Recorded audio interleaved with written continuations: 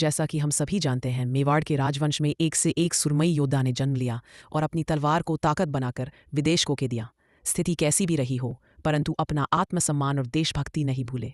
दर्शकों, आज हम बात करने वाले हैं एक ऐसे महान गुरु की, जिन्होंने मेवाड़ को एक देशभक्ति, अपने देश से प्रेम करने वाला महान योद्धा, महान महाराणा दिया।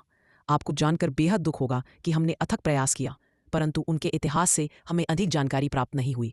एक योग्य शिष्य और योग्य और महान तभी बनता है जब उसकी शिक्षा एक योगी गुरु से मिली हो। हम जिनकी बात कर रहे हैं वह मेवाड़ धन महाराणा प्रताप के गुरु और राजपुरोहित आचार्य राघवेंद्र जी की।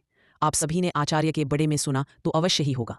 कहा जाता है कि जब 13 वर्ष की आयु में युवक प्रताप अपनी माता के साथ चित्तौड़ वापस लौटे तो महारानी जयवंतबाई प्रताप की शिक्षा को लेकर अत्यधिक चिंतित थे। उसी समय महाराणा उदय सिंह ने प्रताप के लिए एक योग्य गुरु खोजना आरंभ किया।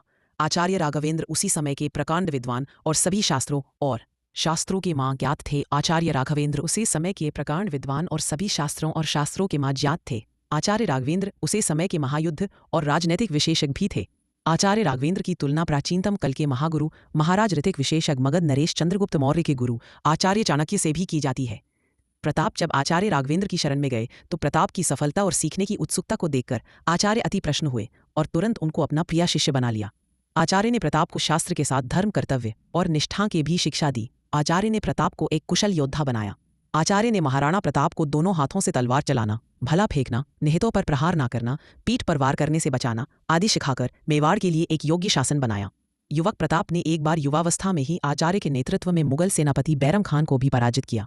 कहा जाता है आचार्य अपने सभी शिष्यों को तो शत्रु को उनके आचरण के हिसाब से व्यवहार करना सीखने, परंतु प्रताप को धर्म अनुसार चलने की ही दीक्षा दी। प्रताप की शिक्षा पूर्ण होने पर आचार्य राघवेंद्र काशी चले गए और प्रताप का राज्य अभिषेक होने के उपरांत वापस लौटकर महाराणा प्रताप के महामंत्री और राजपुरोहित बनकर मेवाड़ की सभा को बढ़ाया। हल्दी घाटी युद्ध में भी आचार्य ने अपनी कूटनीति से महत्वपूर्ण भूमिका निभाई थी। दर्शकों, गुरुजी ने हमें एक देशभक्ति आदर्श महाराणा प्रदान किया। उनका जिक्र इतिहास में कहानी देखने को नहीं मिलता। ऐसे महान गुरु और उनके महान शिष्य को मेरा नमन। धन्यवाद दोस्तों, मिलते हैं अगली गाथा में। तब तक चैनल के सब्सक्राइब बटन को दबाकर हमसे जुड़ जाएं।